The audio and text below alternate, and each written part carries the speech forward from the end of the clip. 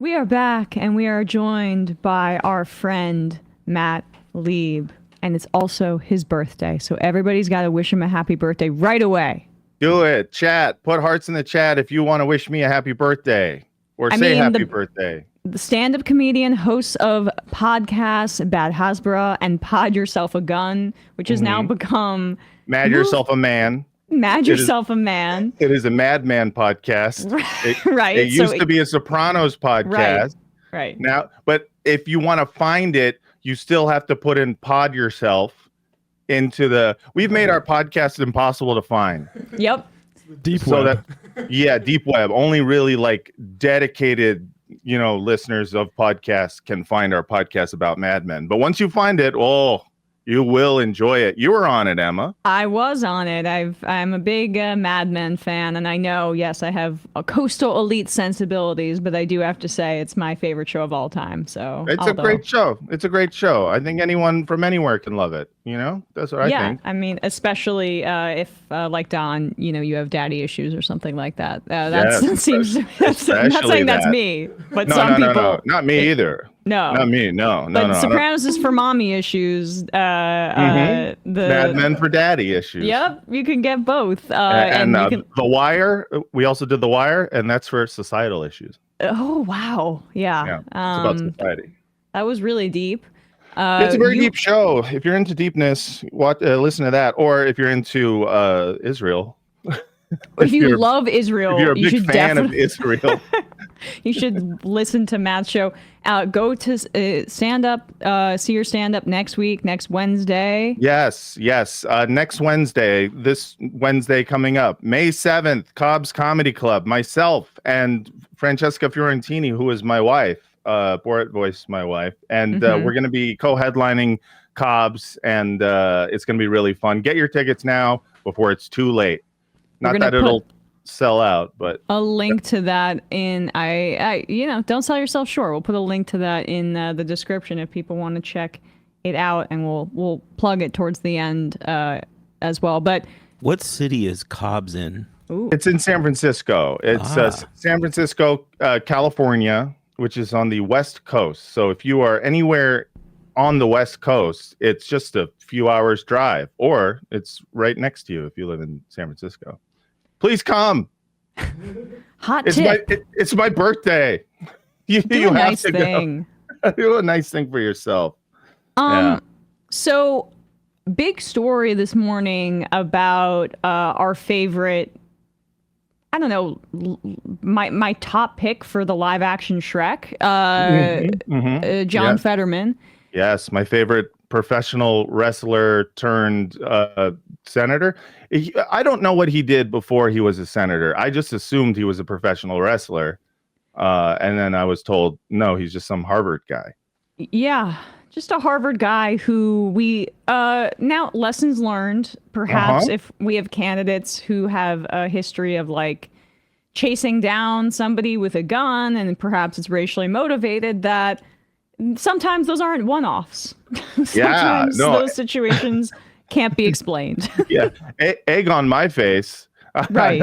I looked at him and I was just like, yeah, that's what we need. We need, just a 6'8" white guy who just had a stroke to finally, get that MAGA crowd to start, seeing some sense, and then he just started doing MAGA talking points. I was like, oh, that actually makes more sense. That makes more sense that he is just that guy.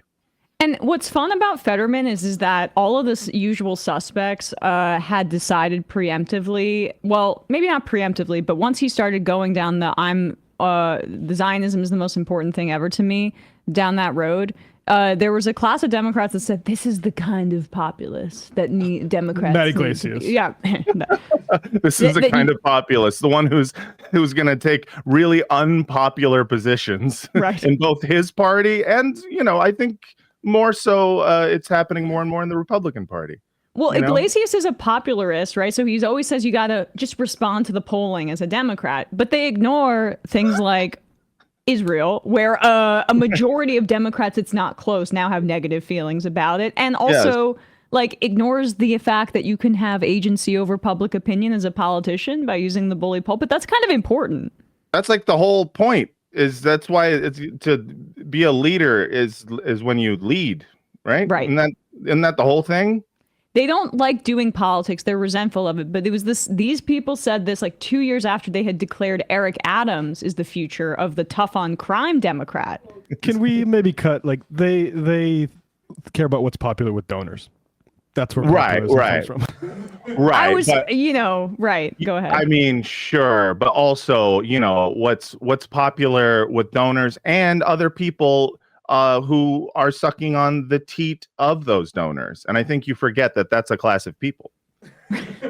Yeah. Stop ignoring them. Don't erase them. Don't erase them. Those are workers. Those are part of the revolution, is the people who are going to be actively serving the moneyed class. Would you hide them? Would you hide them? Would you hide all of the personal assistants of the oligarchy? I would. I would. And so that's how, we're on the right side of history here. Yep. So Fetterman was sitting. All right, like this article's kind of sad. Spoiler alert: he's lost his mind after having a stroke. But this is someone who was saw him. The Summer Mob at SUMERMOB on Twitter or on Instagram. Good job, Summer Mob. Spotted Fetterman in public the other day, and this is how that went down. Senator, do you still feel that Israel has the right to kill and kill and kill people? You still think Israel has a right to defend itself still? When is enough, Senator? I don't know why you're harassing me. That's not harassment. You're a senator, right? I saw you coming and I assumed you were going to come over. I mean, you work for the people, right? You're in these halls for the people. I'm just sitting here on a bench. Right. And my people are being slaughtered because of your votes and the money that you sent to Israel and your complicity in genocide. You have nothing to say about that? Over 100,000 Palestinians have been slaughtered. How do you sleep at night, Senator? We're not adding those crickets. Seriously, how do you sleep at night? Do you not see the videos and the just the children that are being slaughtered out there? I don't have anything to say. You don't have anything to say? Of course not. I'm just sitting on a bench. Because AIPAC pays you way too much money to say anything, to be a human being. Yeah. What a shame, what a shame. You do not deserve the position that you have at all. Shame on you for being complicit in genocide. Shame on you. Agreed. That's how you do it. 100%. This should be the standard for anyone who's in a position of power being in public. The standard should be you go up to them and tell them what they, what they're supporting. And then ask for an explanation. The idea that he's like, I just came out here in an open field to sit on bench. Like I do. Love bench. Love to sit and think my thoughts. What are they about? I think blood and soil. Doesn't matter what my thoughts are. I'm thinking them, and I would like to be alone with my thoughts. The idea that it's like, and now you're harassing me in this position where I'm literally sitting here in public being like, it looks like he's waiting for a meeting. He looks like he's going to feed some birds and tell them to, start funding the IDF. Right. Yeah. It also looks like, I don't know, it's almost like the Forrest Gump scene of him sitting on the bench, but instead Fetterman's imagining the woman asking him questions about the box of chocolates. That's amazing. Just sitting there waiting for a bus. This bus is gonna take me to Jerusalem. We need to destroy the Al-Aqsa Mosque and build the third temple. Just on a loop. Can I just get really remedial for folks for a second? That's a senator of our nation here. Yeah. The Senate is one of our bodies of Congress. It's supposed to be the greatest deliberative body on earth. Does anyone watching this think that they can't deliberate better than that guy sitting on that bench? It's just... Yeah. It's okay, wild. So the problem is that I want to... this article that just came out this morning in New York Magazine is expansive about John Fetterman. So great reporting by Ben Terrace of New York Magazine. Yeah. I want to be sympathetic because, as I'll read in some of these excerpts, it's abundantly clear that he has lost his mind. Yeah. But the problem is that then perhaps he needs to be removed from the Senate because he is voting for genocide. But there's a lot of moneyed interests like AIPAC that are okay with somebody who's functionally basically like brain dead, right? As long as they vote to send weapons to Israel. Preferred. So yes. I think this is what they would much rather have someone who's just going to, all they have left of their brain is the lizard part. That's just like eat chicken, sleep, go pee pee, go poo poo, vote for weapons for Israel. Like that's all they really want. They don't want anyone who's actually going to have any like critical thinking skills or someone who is going to bend to the will of their constituents because, they want, they want people to vote for Israel. That's it. And I saw Zachary Carter say this like that. Now there's this man with serious mental health struggles, and it's now indistinguishable from the bipartisan foreign policy of the United States, and that kind of tracks. But this is how this opens. This piece. It's called "All by Himself" over in New York Magazine. When John Fetterman was released from Walter Reed Hospital in March 2023, Adam Gentleson, then his chief of staff, was proud of his boss for seeking help for what the senator's office and his doctor had said was a case of clinical depression. His 6 weeks of inpatient care had been the latest medical setback for the Pennsylvania Democrat, who had a stroke mere months before being elected to the U.S. Senate in 2022, nearly derailing his campaign against Republican Mehmet Oz. But a year after his release from the hospital, Fetterman's behavior had so alarmed Gentleson that he had resigned his position. I should say that Gentleson was kind of defensive of Fetterman for a while, and I remember being critical of Gentleson in particular. And I'll say he's still bashing the left in a way that I don't think I think this is protecting his legacy a little bit. And I wouldn't have Gentleson back on this program, which he has been on this program before. I wouldn't have him back on this program. He needed to do a lot more than this, in my opinion. He went on the record, and of course, there's some career self-preservation here. I'm cynically grateful for this information at the very least, but absolutely, agreed. Yeah. But after his release from the hospital, Fetterman's behavior had so alarmed Gentleson that he resigned his position. In May 2024, he wrote an urgent letter to David Williamson, the medical director of the Traumatic Brain Injury and Neuropsychiatry Unit at Walter Reed, who had overseen Fetterman's care at the hospital. I think John is on a bad trajectory, and I'm really worried about him, the email began. If things didn't change, Gentleson continued, he was concerned Fetterman, quote, won't be with us for much longer. His 1,600-word email came with the subject line concerns, and it contained a list of them. From the seemingly mundane, he eats fast food multiple times a day. Okay, easy. Yeah. Well, that's the mundane part. I like that, too, because it's just like, well, he just had a stroke. Right. Well, I mean, right. That's a good point. Some large fries, please. Yeah. That's like they're like, no, that's not even the worst of it. Him actively trying to kill himself with McDonald's is not the worst of it. Right. That's benign here. Yeah. To the scary, we don't know if he is taking his meds, and his behavior frequently suggests he is not.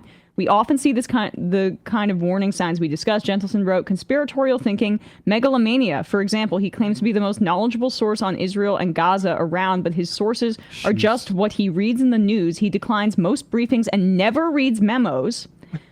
High highs and low lows, long, rambling, repetitive, and self-centered monologues, lying in ways that are painfully, awkwardly obvious to everyone in the room.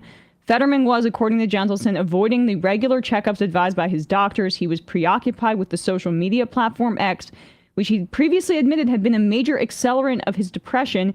He drove his car so recklessly, Gentleson said, that staff refused to ride with him. He had also bought a gun. What? Well, I got to get my staff in the car somehow. Was a black guy jogging nearby? Right. Yeah, right. It's like, I didn't know DC was so, let's just say diverse. Right. Let's just say diverse. Got to protect myself here. Another red flag, Gentleson added, every person who was supposed to help him stay on his recovery plan has been pushed out. He damaged personal relationships, blah, blah, blah. There's also stuff about delusions. Just keep going. There's this, I highlighted all of these different parts. But you know, there's stuff where he thinks he's being followed, right? Yeah. Okay, let's go. Well, DSA is gang stalking. Yes, him, so. go true. to, if you could search members of his team, and the paragraph that starts from that's a little further down. Members of his team told me this was an early warning sign that something was off with their boss. In early February 2023, after Fetterman had indeed been sworn in, members of the Senate gathered at the Library of Congress for a caucus retreat. Fetterman, fresh off a hard-fought victory in the Cycles marquee race, should have been riding high, only he wasn't. A staffer recalled getting a text from a person at the retreat saying if their boss was okay.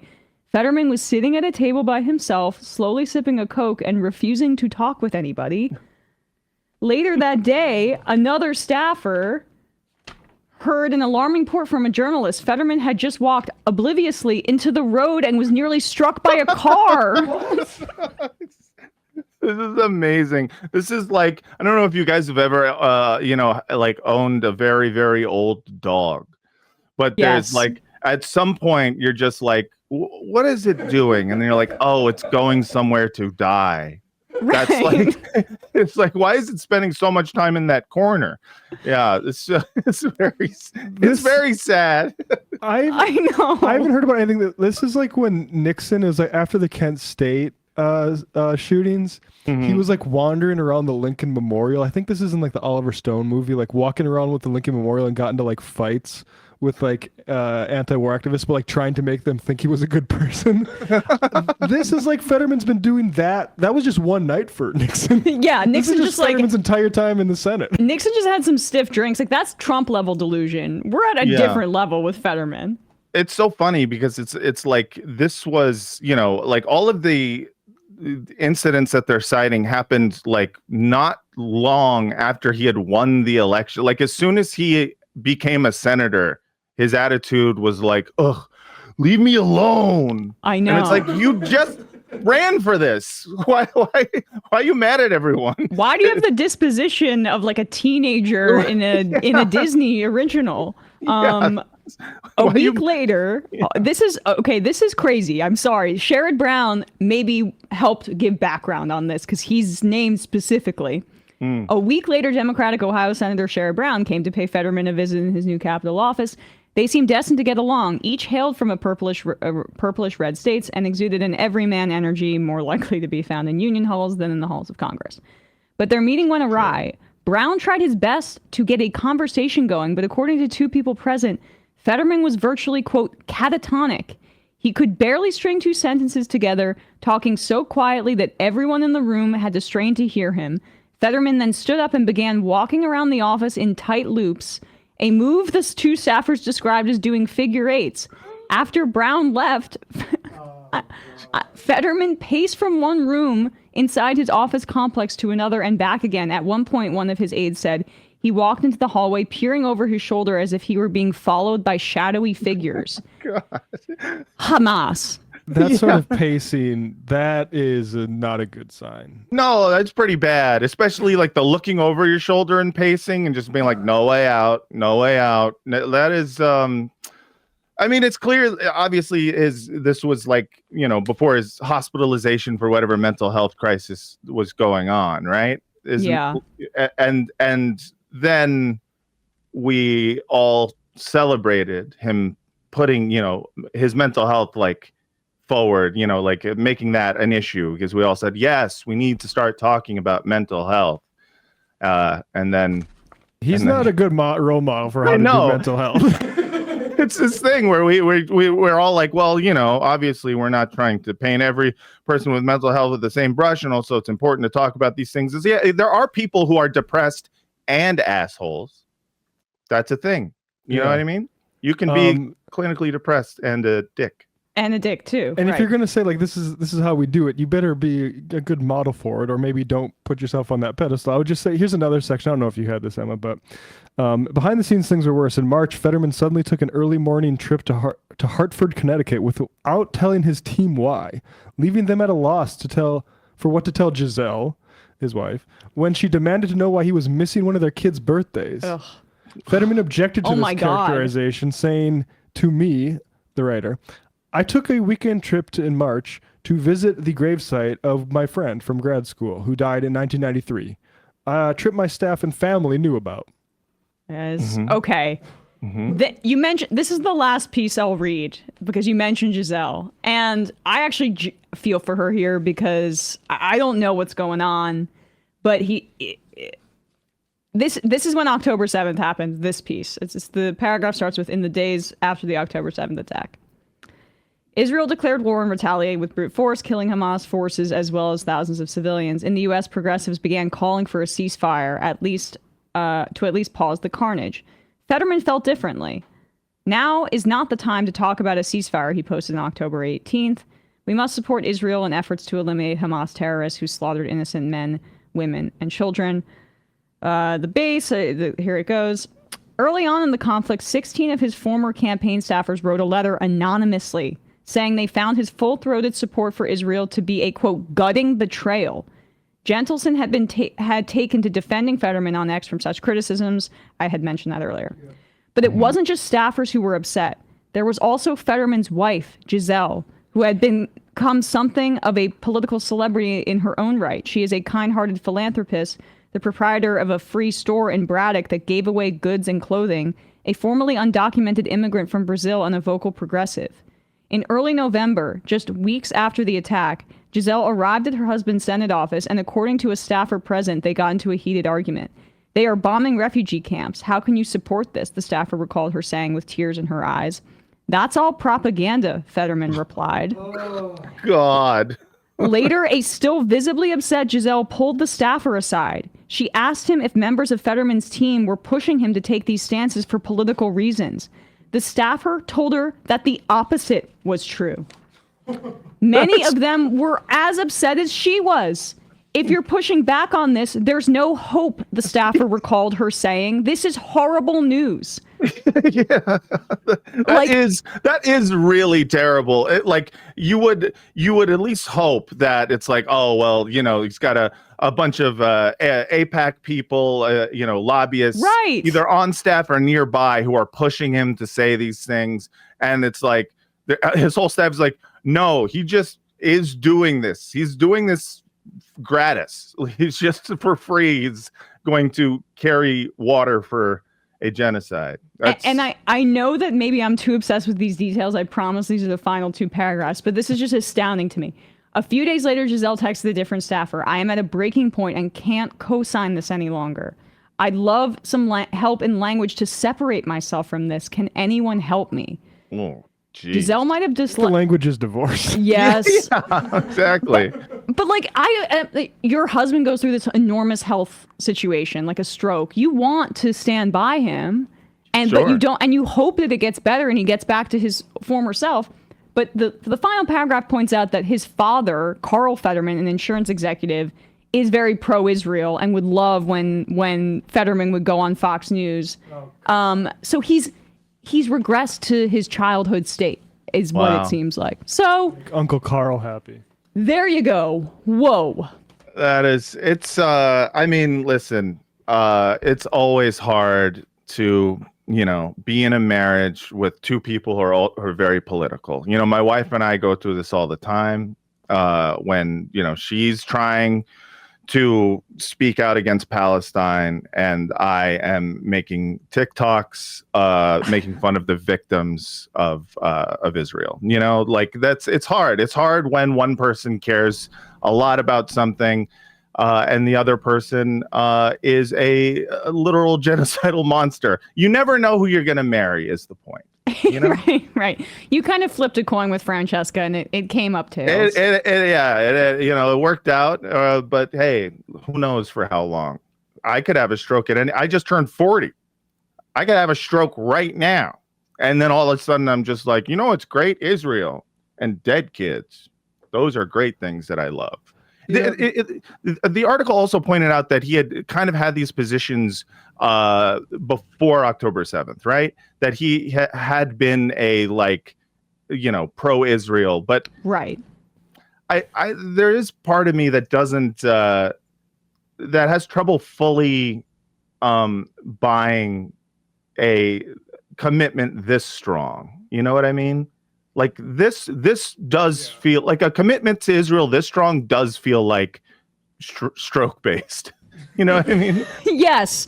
It's not to say he didn't have major problems as a politician before. Ben Burgess, I mean, before Fetterman was even elected, had a piece saying he's basically progressive except for Palestine. Right. Right. Yeah. Right. So, but this is the kind of thing that, I mean, puts it into overdrive. Right. And like, why don't we have any mechanisms to deal with this kind of break? Like, and we can talk about Biden in this instance. And frankly, well, we know that they're not going to impeach Donald Trump because the Republicans hold the Senate and the House, but he's clearly completely lost his marbles, believing the photoshopped MS-13 knuckle thing that Stephen Miller is just like feeding to him on his desk at this point. Yeah. These guys are losing it. Yeah, it is wild.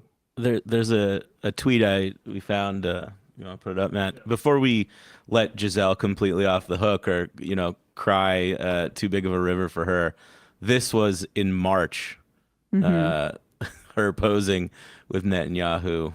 I mean, that's not great, but I mean, they said he got a gun, and there's like some That's true. abusive sounding things in the article. I'm and not also, gonna, if you look at her body language, she is facing away from him. So, as a certified body language expert, I would say that she is not into that particular situation. Oh, you're trained in body language expertise. This is for your audition for Fox News. I understand. That's right. Yeah.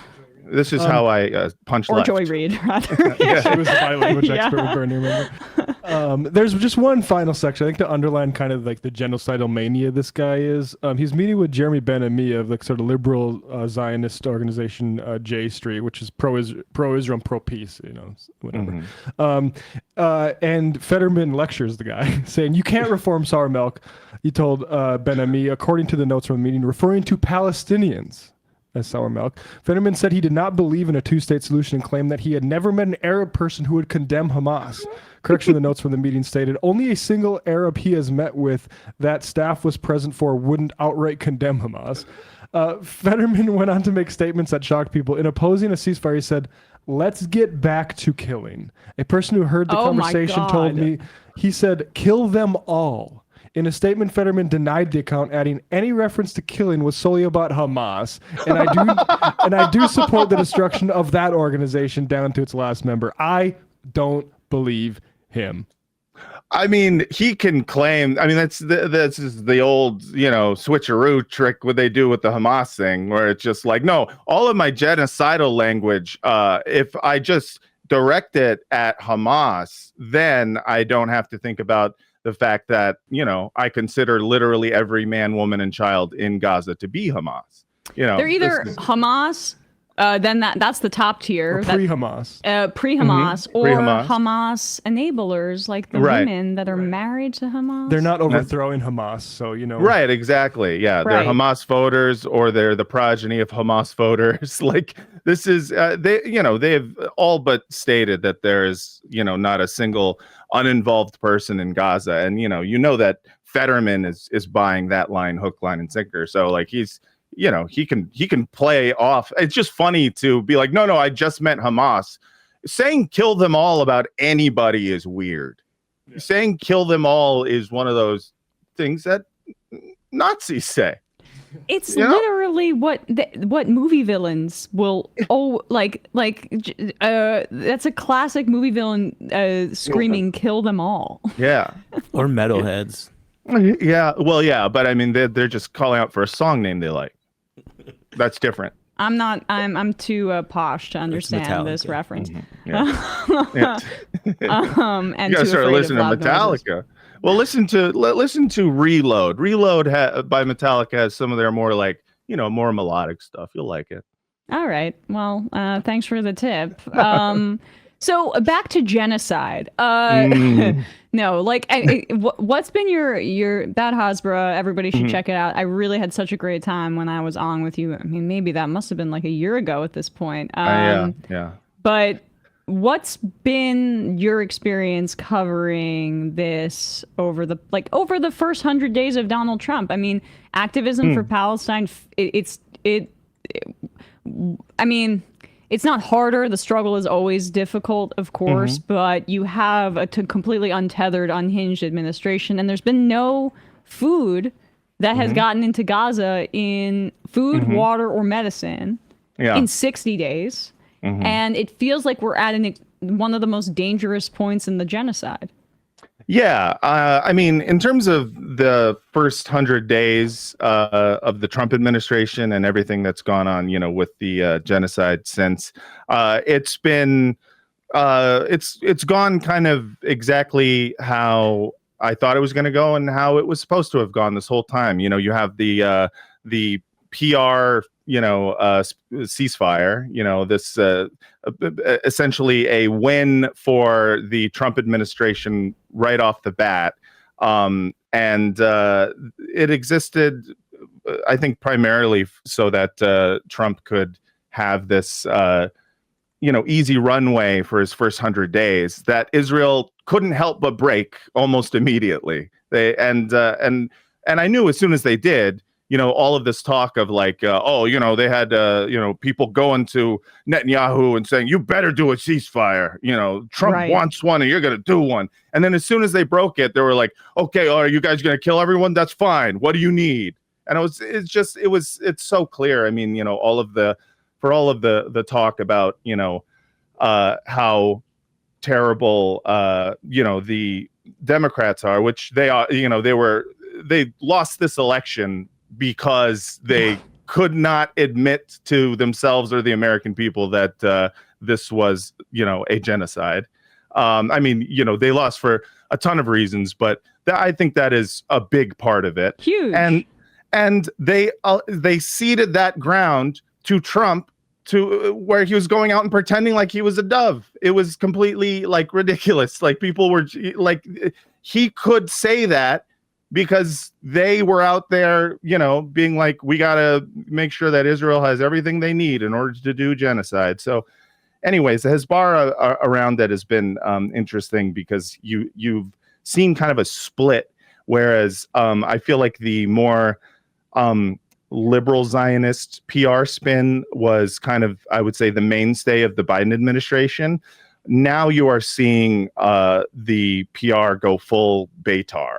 And if you don't know what Beitar is, it's this very right-wing Zionist organization that is like, they think the ADL are Hamas. Like that's how psychopathic they are.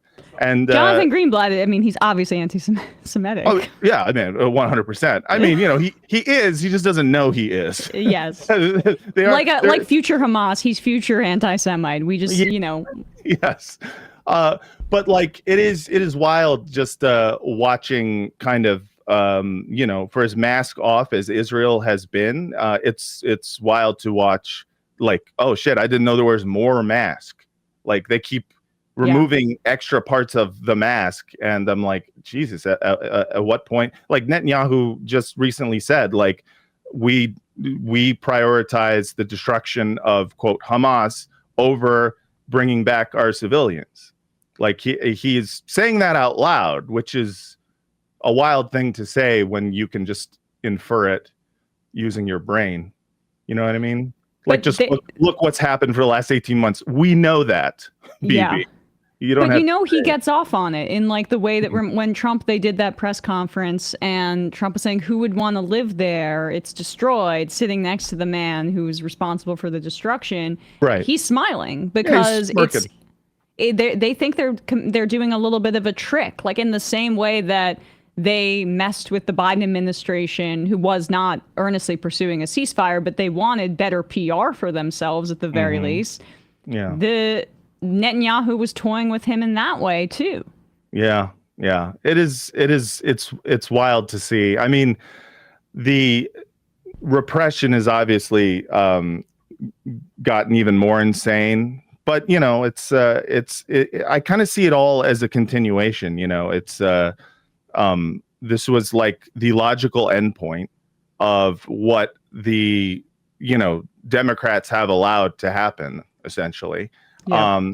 And that's why when I see like Cory Booker or fucking Hakeem Jeffries or like any of these like centrist Dems who are talking about deportations, I'm just like, you set up the dominoes.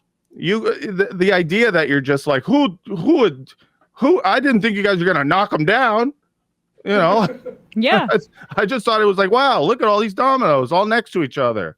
I thought we were just gonna look at it and enjoy. Like, you know, I can't take any of them seriously, and I can't take anyone seriously, honestly, in the Democratic Party who doesn't, you know, full-throatedly ask for, you know, the not only no weapons to Israel, but also a complete isolation of it, as if it were apartheid South Africa, because it is, but worse.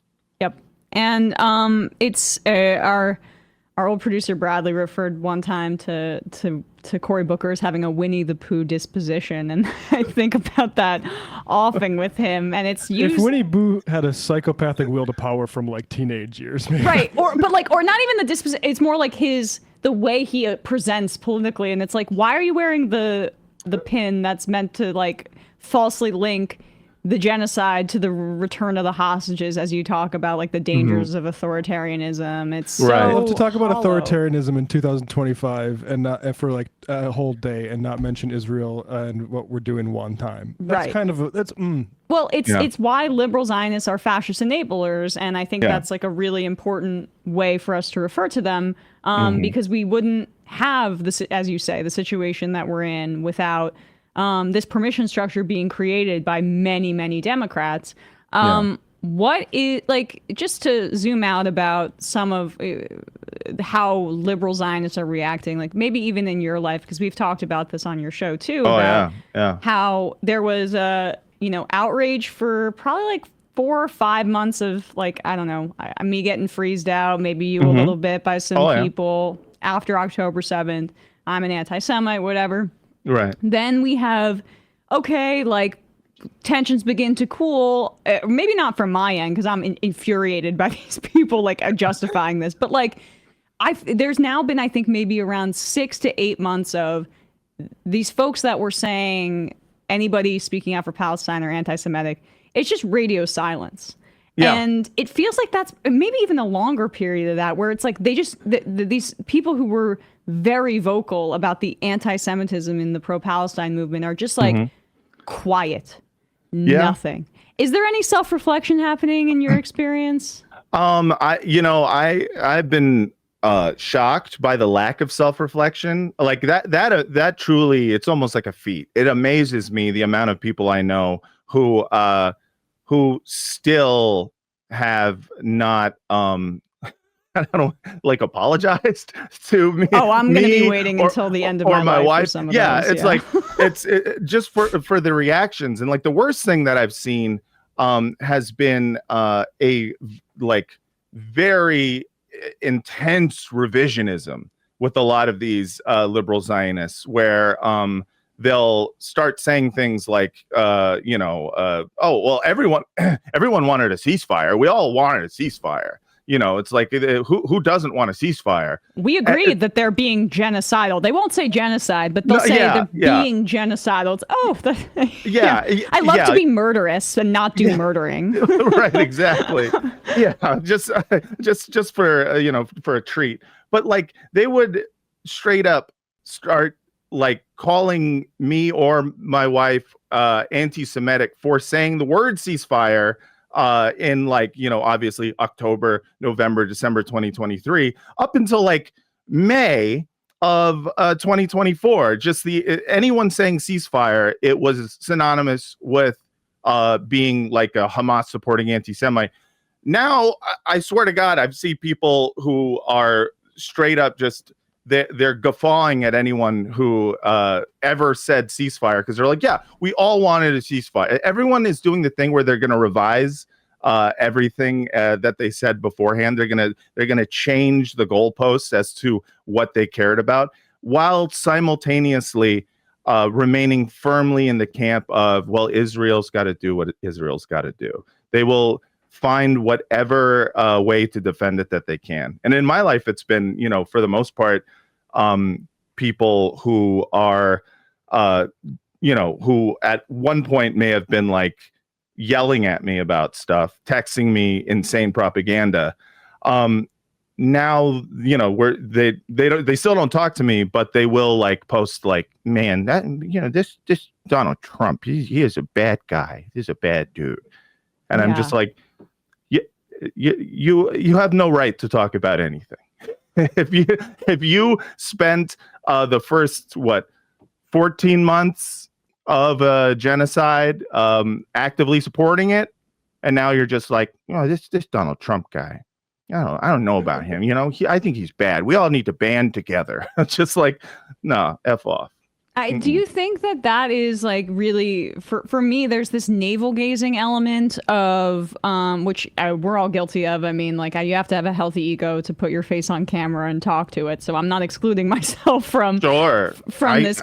We all gaze at navels. Sure, but like the thing that's been most difficult, I think, to fight through with some of the liberal Zionists is just like, I vote Democrat, so I am a good person. I have like these very set viewpoints about like racism, but it's only in a domestic context. I don't want to think about our foreign policy. I don't want to think about capitalism and its role in, immiserating people in the global South and the Middle East. Just like that is also a part of our racist worldwide structure where like the idea that the greatest barrier for you to oppose one of the greatest crimes in the history of humanity that we're currently living through is your own personal like narcissism about how good you are. Yeah. Is there anything more privileged than that very notion? Right. Yeah. No, it makes me mad. Yeah, no, it's insane the amount of how much Zionism does come from being completely self-centered, but like or how much fascism just comes from being completely self-centered. It's especially, I think it's when it's when it's liberals, it's always worse because it comes from this deeply insecure part of their psyche that defines like goodness by the perception of goodness. It defines morality by the perception of they themselves being moral. And so whatever decision they make, whatever position they hold, must be moral because they are moral. They're like, I'm good, so everything I think good. And it's like this really like baby brain thing where you realize how many liberals are just essentially conservatives in waiting, because the inability to learn, the inability to self-reflect is like, it's like the classic like conservative stereotype.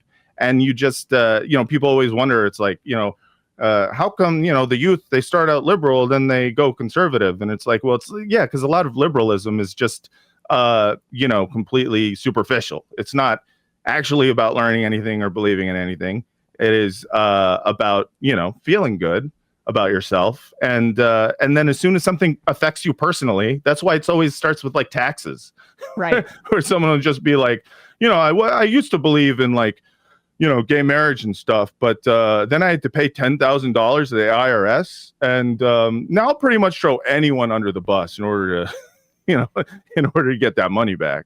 Yeah, and I mean, even like you see it here, especially on the East Coast with the SALT deduction fight. Like the same people that were obsessed with this is just like a more upper middle class deduction that is in blue states that primarily like was that Trump eliminated the first time. Which deduction is this? It's a taxation deduction. It's called the SALT, the state and local tax deduction. And there's a fight, with like the Josh Gottheimer and the conservative Democrats, and then the moderate Mike Lawler Republicans are want to bring back the SALT deduction, but Trump initially used it as a way to punish blue states. And I just see this like all liberal Zionists are all like, you ask them about taxes and they're like, God, I hate Trump because of that SALT deduction thing. It's like, oh, you hate Trump now because he made your taxes go up by like a small amount. Great. Yeah, that it is like, it is crazy the amount of, this is why it's so funny to talk to a liberal Zionist, because I enjoy hearing, it's like, so what do you care about? Because that's always fascinating to me, to be able to compartmentalize. Like, it used to be you were compartmentalizing something that was, like without doing any further reading, you could just assume Israel good. It was like, especially if you were, grew up loving Israel or thinking Israel was, belonged to you because of, past Jewish trauma and whatnot.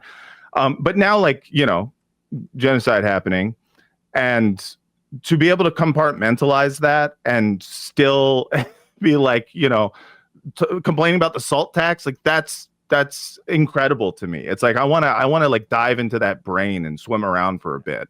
Yeah, I just want to see what other little pockets of weird shit you've been like suppressing. I should correct myself. It's because Trump capped the SALT deduction, so it limited it to you couldn't do tens of thousands of dollars. It was at right. 10K. 10,000. Yeah, 10,000. Yeah. Yeah, but that's just one example I can think of. But But Matt, yeah, I mean, even in deportations and shit like that. I mean, you see the amount of like, these are the same liberals who were at the anti-ICE protests, back in during the Trump administration. The Muslim ban, they were against that. 100%. And now it's like, some of them will still, march against Trump. And I'll be like, you have seen the amount of students they are deporting for writing essays or attending marches. You're attending a march. How do you live with this in your brain? It's wild. It's because those marches are, and it's nice to see people in the streets, but it's just about demonstrating your opposition, where it comes back to the navel gazing thing.